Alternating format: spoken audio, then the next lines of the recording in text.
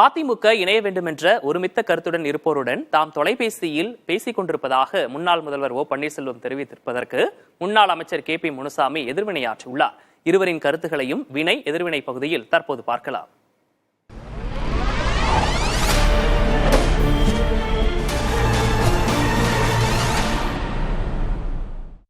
கட்சி இணைய வேண்டும் என்று அனைவருடைய கருத்தாகவும் இருக்கிறது. இன்றைக்கு அனைத்து இந்திய அண்ணா முன்னேற்ற கழகத்தினுடைய புரட்சித் தலைவர் புரட்சித் தலைவி மாண்புமிகு அம்மாவுடைய விசுவாசம் மிக்க தொண்டர்கள் அனைவரும் கட்சி இணைய வேண்டும் என்றுதான் நினைக்கிறார்கள்.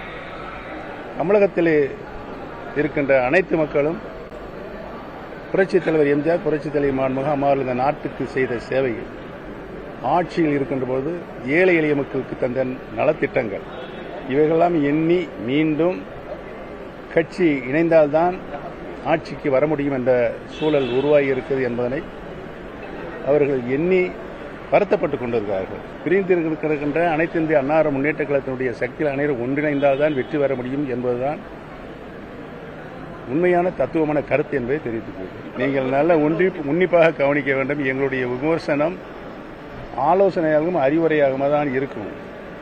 அவருடைய விமர்சனம் தான் கடுமையாக இருக்கும். நாங்கள் அதெல்லாம் பொருட்படுத்தவில்லை. ஏனென்று சொன்னால் எங்களுக்கு இணைய வேண்டும் என்பதுதான் எங்களுடைய ஒட்டுமொத்த கருத்தாக இருக்கிறது. என்னை பொறுத்தவரையில் நான் இணைய வேண்டும் என்ற ஒத்த கருத்தோடு இருப்பவர்களிடம் தொலைபேசியில் பேசிக் கொண்டுதான் இருக்கிறேன். ஏற்கனவே சொல்லிவிட்டேன், பேசிக் கொண்டு இருக்கிறார்கள். அதுதான் ரகசியம் என்று சொல்லியிருக்கேன். பாவம் அவர் தன்னை மக்களிடத்திலே வெளிக்காட்டிக் கொண்டே இருக்கிறார். நான் கேட்கிறேன், ஒரு கட்சியில் இணைவது என்று சேருவது என்று சொன்னால் பொதுவாக ஒருவர் எப்படி இருக்க வேண்டும்? அந்த தலைமையினுடைய பார்வை நமக்கு விழாதா என்றுதான் இருக்க வேண்டும்.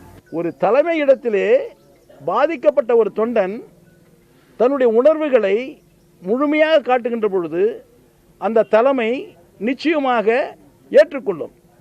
அதை விட்டுவிட்டு தானும் ஒரு தலைவன் அந்தஸ்திலே நின்று கொண்டு எல்லா வகையிலேயும் தவறு செய்து கொண்டு தேர்தல் வருகின்ற போது எதிர்த்து தேர்தல் நிற்பது, இரட்டை சின்னத்தை எதிர்த்து நிற்பது, யாராவது ஒரு மூன்றாவது மனிதரை வைத்துவிட்டு வழக்கு போடுவது, அந்த வழக்கிலே தன்னையும் இணைத்துக் கொள்வது, இணைத்துக் கொண்டு உச்சநீதிமன்றத்தில் கேவிட்டும் போடுவது, என்ன இது? சற்று சிந்தித்து பாருங்கள்.